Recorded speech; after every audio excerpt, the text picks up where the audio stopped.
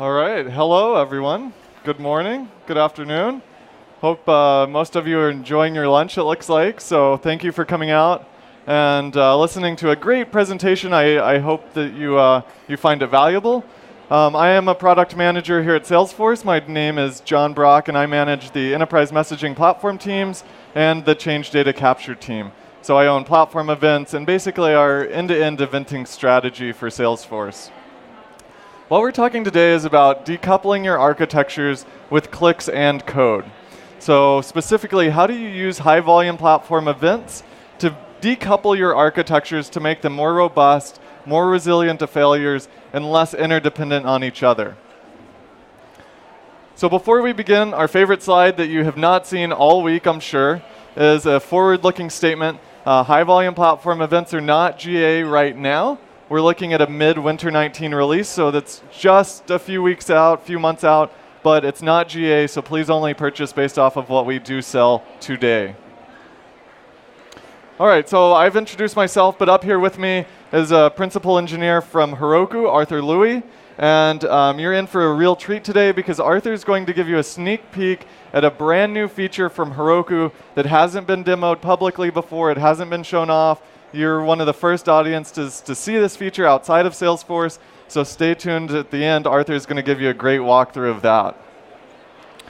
So let's talk a little about your integrations of today. So you start out your company, you start out small, you have a very good grasp on your architecture and the apps and the infrastructure that you own. So maybe you start out with Salesforce, SAP, and Heroku. These systems interact and they share data, but the contracts between each of them are well understood. You're able to reason about them. You're able to change those systems if you need to. But then what happens when you need to add more systems or your company grows a little bit?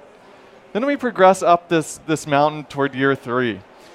I see a few heads nodding, so we're getting closer to maybe what you're experiencing. But now you're in this situation where maybe you've added an on-prem Oracle database, or maybe you're using AWS, and now your integrations really start to become coupled and tightly dependent on each other. It's very hard to even draw these dependency graphs, much less reason about them to make a change or refactor a part of your architecture. It gets even worse though, because year 5 plus, if you're in an enterprise, you can't even draw this. You can't even diagram it. You can't explain it to your other business partners. You've got mobile apps, you've got social apps, you've got on-prem databases, you've got shadow IT things that have been built that you have no idea what they're doing with. You've got API integrations that people are standing up everywhere, and you can't refactor your code. You can't change your architecture because when you do, you have a cascading effect on any downstream system because all these systems are tightly coupled. So how do we move from this model where the business is really slowed down because we can't innovate, we can't deliver new features or new apps into our architecture, to a model that we can iterate quickly on and innovate on?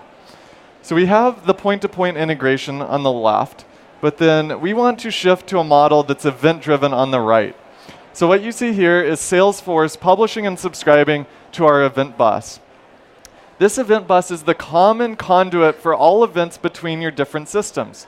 So rather than having the systems talk directly to each other or be tightly coupled, rather, these dependent systems are simply subscribed to the event bus. When an event comes through the bus, they receive that event in real time and then can take appropriate action. So in this case, AWS shouldn't depend on SAP or Heroku or Oracle. It should be independent. And the same goes for all the other apps. The other apps, conversely, can publish events in and be received by Salesforce or AWS or vice versa. The coupling does not happen because the integrations are point-to-point between these systems. It happens because you're connected to that event bus. You're publishing and receiving events from that common bus. That way you're decoupling the publish and the consumption of the event. The producer should not know who is receiving that event, and it shouldn't care. The subscriber cares about what it does with that event. The producer should not. So that's the whole rationale behind an event-driven architecture and why we want to move this direction. So let's take a real-world example of what this looks like in a real-world customer use case. So on the left, you can see Salesforce, and Salesforce is going to publish an event into the event bus. What we're going to publish is an event that represents a closed deal. So we just sold something. We just sold a part to a customer that ordered something from us. We publish that event to the bus. Oracle Financials receives that event in real time and generates an invoice for me through Oracle Financials. At the same time, our inventory management app running on AWS, which gives our other customers a real view into our inventory that we have in the warehouse, is being updated in real time. SAP is updating reports so that we can close our quarter on time and report the correct financial results. Heroku is doing a custom push notification to all of our customers that are interested in this particular order. It's letting me, who made this part order, know, hey, my part's being shipped out. It's going to be delivered to me in 2 weeks. And then finally, Salesforce is listening to the event bus as well. So you can see here, Process Builder is subscribed to Salesforce. It's processing that event using Process Builder to resolve and close that case that was initially logged related to this closed deal opportunity that we just notified all the different systems about. So we're not here for slides, we're here for demos, and we're here for code and clicks. So let's jump right in. And I want to set the stage just a little bit. So what we have is Cody, who has a vehicle repair company. He has a service shop, and Cody has implemented Salesforce along with an event-driven architecture to make sure that he can scale his business. So the first thing Cody did was he created this car part order platform event. This platform event represents whenever we log a case that needs a part, that is notifying a part supplier saying, hey, I need this part, please order it. As you can see here, we have 2 custom fields, just like on a standard object or a standard volume platform event. But we have a case reference and a part number reference on this platform event. And this is all declaratively built through the UI. Additionally, we have a process builder, flow, which is invoking on a case modification. So anytime a case is created or edited, we're triggering this flow. We check, does this case have a part number? Because if it has a part number, we need to order that part. And if it does, we're going to publish a part order platform event. So with that platform event, we're publishing that case ID and that part number into the event so that my part supplier can then track that and reference it back when that part is received. Again, all clicks, no code here at all. So we're publishing a platform event declaratively. We've set up a second platform event. This one is called part received. This represents the notification from the part supplier that the part is now in stock, ready to be installed on the vehicle. Again, we have 2 custom objects, very similar, case and part number. But down here at the bottom, you can see we have 2 subscribers. We have an Apex trigger and another process. So the process is a trigger on part received platform event. So again, I'm triggering the process on a platform event. So I've done a declarative subscription to the event bus here. When that event comes in, I associate it with the case that's noted in that payload of that custom notification, that platform event. And then I'm going to post a chatter notifying the owner of this case that this part has been received and schedule a follow-up appointment.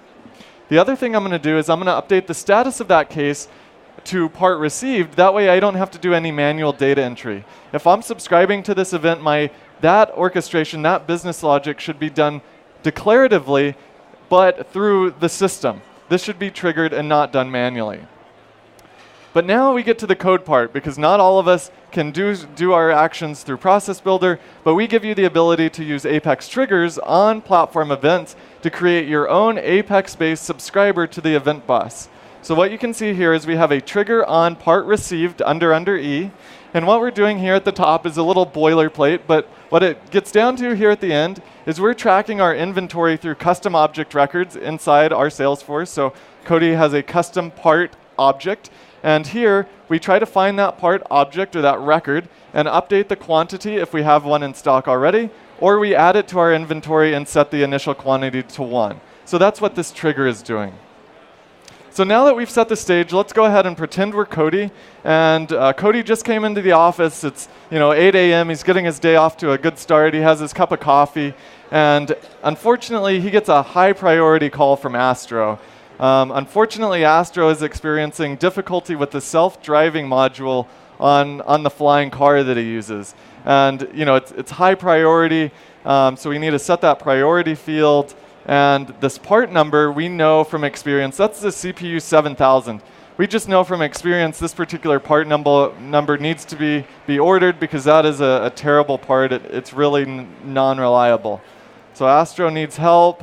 And before I do this, if you remember, we have a process builder listening for this event. We're going to publish a platform event when this happens. So what I'm going to do is I'm going to subscribe as Cloudy, who is the part supplier. This is an application running on Heroku, but this could be running on-prem, this could be running in AWS, it could be on Azure, it could be anywhere. It's just subscribed to the event bus. We're going to subscribe to that platform event channel, car part order, under E. I'm going to subscribe, and then what I'm going to do as Cody, I'm going to log this case. And in real time, you're going to see this event get delivered to that part supplier instantly. So my part supplier now knows I need to put this part order in for this part number that was referenced in this custom notification that was delivered to me outside of Salesforce. Wherever this application is running, we deliver it to you as the subscriber. Cody doesn't know where this is running. He doesn't know who subscribed. He controls the authentication to the event bus. But if I want to stand up a separate part supplier, I could. I just listen to the same channel. So now we've gone through about a week, and the part has now been received by Cloudy. And it's now ready to be delivered to Cody in the service shop. So we're going to send a platform event in, that part received platform event that we just talked about. That's going to trigger the process and the Apex trigger. So let's go ahead and do that. So I'm just using the REST API in this example, but you could use the Bulk API or the SOAP API or REST to publish this event in. We publish that part received event in, and then what we're going to do, we're going to pop over to this case. So this should have triggered our process builder and our Apex trigger. We're going to refresh this, and you're going to see in real time, our status field was updated to part received by that process. And we had a chatter notification log letting me, the owner of this case, know that this part is now in stock and ready to be installed. So the other thing we did was that Apex trigger. So let's look at our parts records. Let's take a look. So now you can see here, we created a new row in our inventory management system with the CPU 7000 part. We now have one in stock. We're ready to install this part on Astro's flying car. This is a great experience because I have not had to do anything from a manual data entry point of view. I've orchestrated all my business logic around these platform events, and I've decoupled my architectures because the part supplier is now decoupled listening to the event bus rather than a point-to-point call out from Salesforce using outbound message or call outs or any point-to-point API call that you may make. So we've showed end-to-end a platform event being created in the setup UI, published declaratively using a process builder, declaratively subscribed to using process builder, but also programmatically subscribed using an Apex trigger. So the end-to-end flow of using platform events to orchestrate this particular business use case. So now what I'm really excited to flip over to is to hand it off to Arthur and let Arthur talk about how did we receive those events on Heroku? Yeah, thank you very much, John. So I'm an engineer on the Heroku Connect team, and right now our main product has to do with data syncing. It syncs data between a Salesforce org and a database that lives on Heroku. The current product, though, it's not real-time, and it's not ideal for event-driven architectures. It's good for a lot of other things, but not something like what we've seen John describe. So I'm really excited to be here because my team's been working on a new service. We're tentatively calling it Connect Events that will help manage the flow within an event-driven architecture.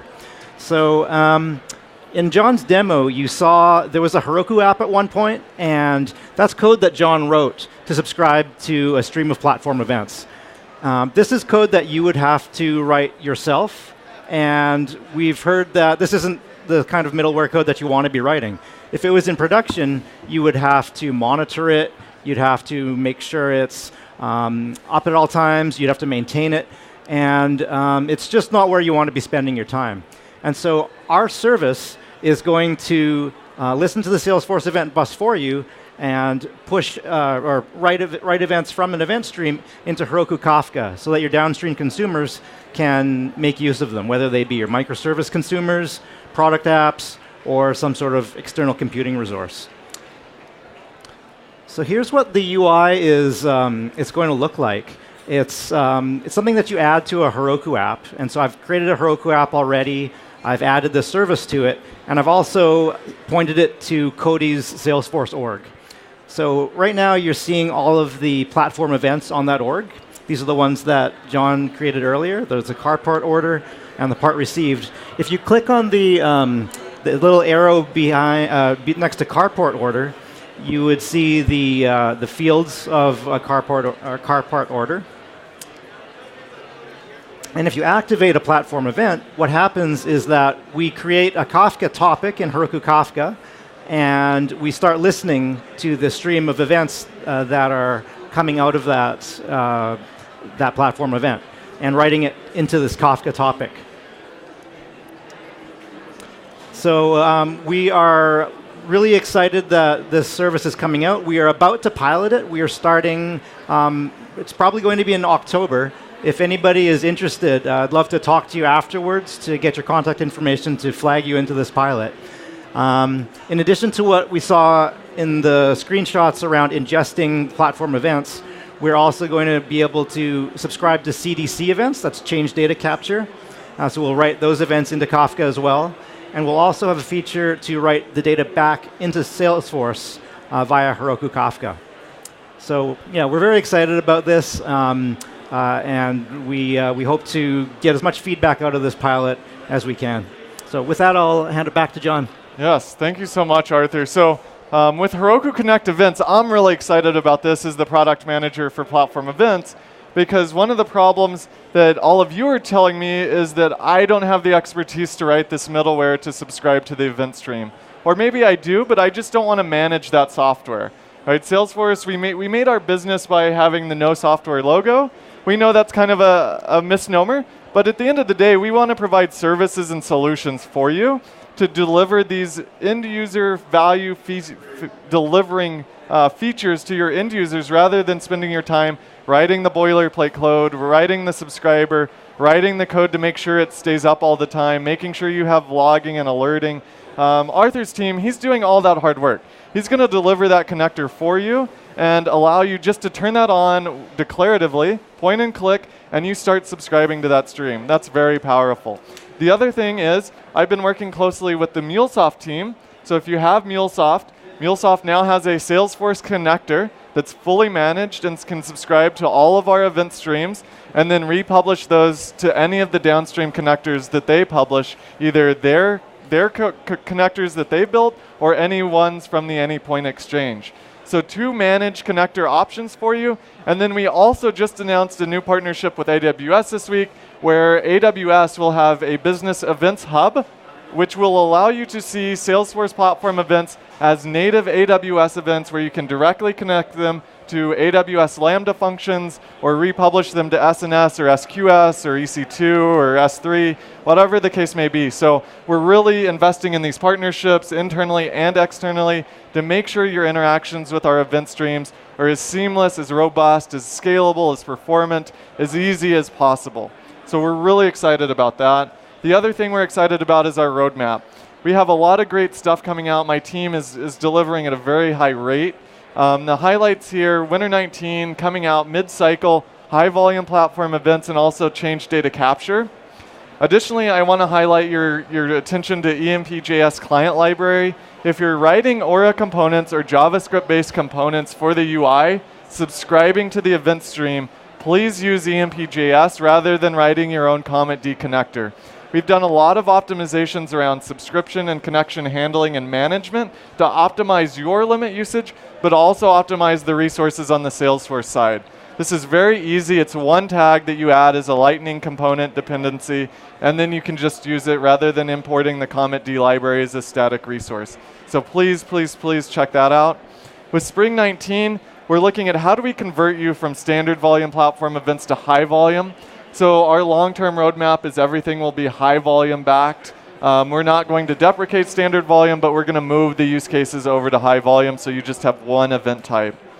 Additionally, if we look further down the roadmap, you can see some interesting things, such as enhancing our Apex trigger support. So I can say, run this trigger as John every time it executes, or execute this as whoever publishes the event. or replay from this pass point in the event stream and execute this Apex logic over it. The other things, additional protocol support, inbound streaming APIs, a lot of great features coming out, and we're really excited about the roadmap. So with that, I just want to thank you for coming out. Thank you for coming to Dreamforce. Please let me know if you have any questions about platform events. We also have a booth over here in the Dev Forest where we're doing a hands-on demo. It's very similar to this demo if you have specific questions. Thank you very much. Really appreciate your time. Have a great rest of your Dreamforce and safe travels home.